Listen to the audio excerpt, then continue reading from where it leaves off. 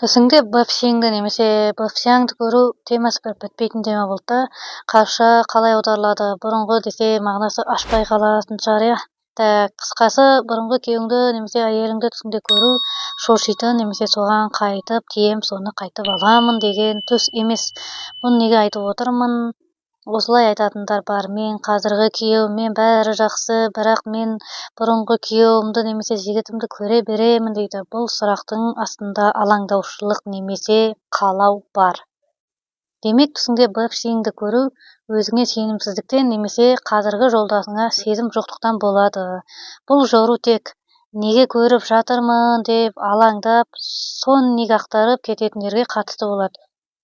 Бұдан өзге жорулар менің профилімде 3 видео етіп жасалған. Осы жерде көрсетілген тақырып бойынша тауып көрсеңіз болады, қызық болса. Ал бүгінгі жоруымызға қайта оралайық. Бірінші, сенімсіздік. Өзіңе сенбеу. Мен алдын ажырастым. Бұл мен де ажырасып кетемін деген қорқынышпен жүру.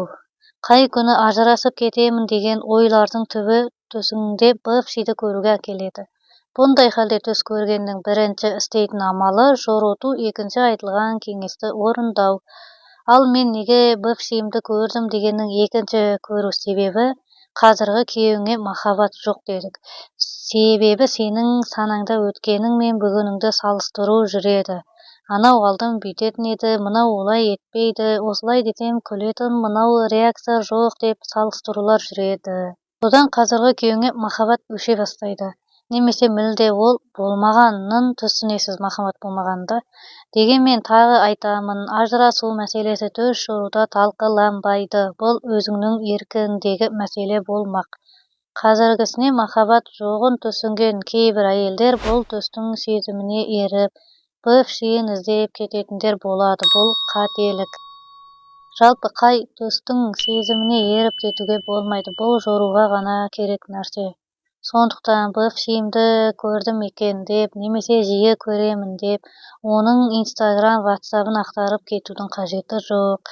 Ал және быпшиім көретін үшінші себепті айта салайық. Ол жаңағы айтқан сезінуге жорылады. Егер быпшиің сенің сүйгенің болса, демек оны түсіңде көру сен үшін өмірде қуанышты оқиғалар болатынына жорылады. Және жақсы жетістікке жететініңе де. Кәсіпте жолың болатынына, қысқасы дүниеде қандай жақсылық бар, соның бар сенің басыңа болатынын жорылады.